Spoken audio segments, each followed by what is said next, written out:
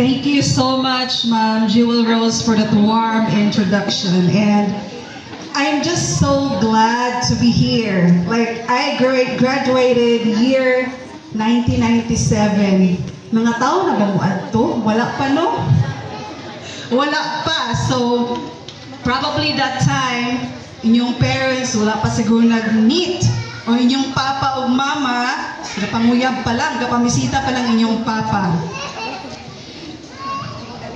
I have a copy of my speech right here kay taas-taas man gud siya. But don't worry, ginita mo i-bore, nakatulgon mo. I'll make sure that you can relate. So first, again, good afternoon to our esteemed guests, to our school head, to our local officials, dear parents, teachers, and most importantly, you, our hopeful graduates. It is with great pride and joy that I stand before you today as a proud alumna of this very school. Years ago, I was seated to where you are. Excited po kayo ko kay graduation na. Sayang ka 6 years of giniskwela, di ba? And after 6 years, there's even more. Before we dig in deeper sa atong theme karon, allow me to share a short story sa akong journey diri sa school. Mag-MMK sa ataka kadali. Okay lang? Okay lang. So years back, isa ko sa estudyante diri nga magbaklay padulong og pauli gikan sa eskwelahan. Kabaklay pud ang uban, di ba? Okay. Akong balon before, linungag nga mais nga kanon, giputos og dahon sa saging. Akong sudan is sinong pa nga bulad. Humot kayo, nulami kayo. Swerte na lang kung naipinirito nga itlog sa manok kung makapalit akong mama or naimakuha kong papa nga itlog sa pugaran sa manok. So nga na lang kasimple ang kinabuhi. My parents were farmers. Mora gid ang source sa income. And for those of you nga farmers food ang ginikanan, you know very well unsa kalisod ang life ug ang panginabuhi. Do you agree? And every start sa school year, ma-excite gyud ta, di ba? Isa excited ba kung start sa school year? Raise your hands. What excites you? Di ba? You have, aside from seeing your classmates again, you'll have new notebooks, new bags, new shoes, di ba? For some of you nga, maka-afford ang parents. But during my time, I'm only excited for new notebooks. Okay, we don't have the luxury to afford new bags or even new shoes. Siguro some of your parents, nakaapas pa before sa kanang kaisano sa Malaybalay, every start sa school year, ang inyong cellophane na is naka-design siya as backpack. So definitely, kung mamalit ka gamit nimo mga notebook nimo dito, mo to ang sudlan, so na kay libre nga bag. Santo bag, yes. And I was using that, and I'm happy and grateful kay ngano, waterproof ba ya? Di ba? So dili mabasa ang gamit, and that was my only concern. Are you still with me? Or katulugan na mo? Hapit na mo man atong MMK. Speaking of recess, kinsa ganahan og recess? Boy, don't lie. Raise your hands. I love recess too. Okay, of course, during the time, you get to take a break from all the lessons. You'll have a snack. Pero ang favorite na kong part sa recess before, aside from the snack is, na-master na ako ang, nakagain ko financial skills.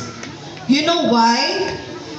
During recess, ma-challenge good ko og budget kung unsaan ako paggasto akong 1 peso nga balon. Just 1 peso way back. So akong challenge is, na may mga vendors din ha, ipalit pa na ako og shakoy og ice candy akong piso, or ipalit pa na ako siya og makaon nga naipakapin nga dulaan. Lisod kayo, di ba? And I have to go through that on a daily basis. And dili ko maka-request akong parents nga, ma, I want more money. Kay gusto ko magpalit og snack. At the same time, gusto ko magpalit og dulaan. I have to live with that. But the gratefulness and the happiness is there. Ang uban sa inyo karon for sure, dako namang gidog balon. Sakto na pod because we know nga mahal na gid ang palaliton karon, di ba? The point here is dili nato ingon nga same ang before, we're comparing before and now. My point here is always be grateful sa inyong mga ginikanan. Okay? Whatever they can provide, don't complain easily because you're not even sure na kanang 20 pesos or 50 pesos that your parents are handing you, those are the only money they have left. Okay? Okay pa? You're still listening?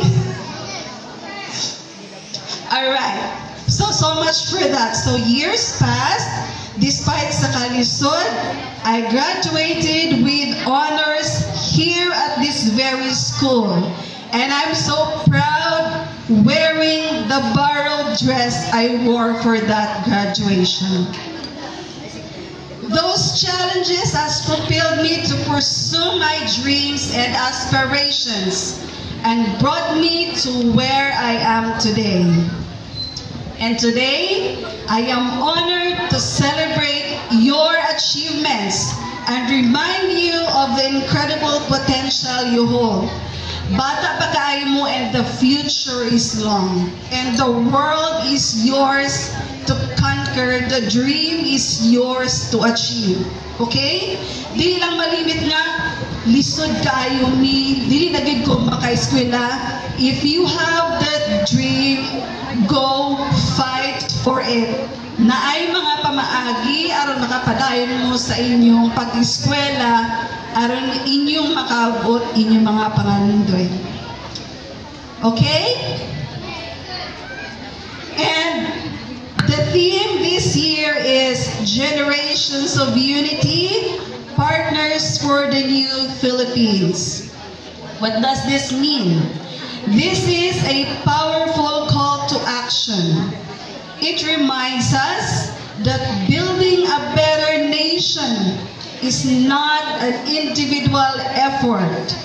It is a partnership, a collective journey. Generations before you have paved the way, and now you have the opportunity to continue their legacy, bringing new ideas, fresh energy, and renewed hope for the Philippines. Graduates, you are stepping into a world that needs your creativity, your compassion, and your courage. Each of you carries a unique spark that has the power to ignite change. While today marks the end of your elementary education, it is also the beginning of a lifelong journey of learning, growing, and contributing to your community. But ipasabot, dili mahimong labad sa ulo sa inyong ginikanan o sa katilingban. Ha? Dili mahimong member sa mga nagbugoy-bugoy. Okay? Boys? Girls? Very good. And as you move forward, remember that unity starts with respect for yourself, for others, and for the environment around you. It flourishes in teamwork, kindness, and the willingness to listen and collaborate. These are the values I learned here at Isabela Ayala, and they continue to guide me to this day. Never forget the lessons imparted by your teachers, the support given by your parents, and the friendship you built here. These are treasures that will remain with you no matter where life takes you. Again, you are the future of the Philippines. And I truly believe that this new generation will rise to the challenges of tomorrow with resilience and wisdom. The journey ahead of you may not always be easy, but remember this, you are never alone.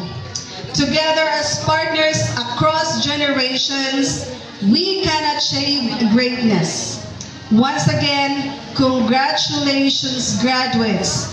Go out into the world with confidence and purpose, making a difference, knowing that you are an essential part of a brighter future for the new Philippines. Never give up, keep going, keep praying, and mabuhay kayong lahat. Good afternoon.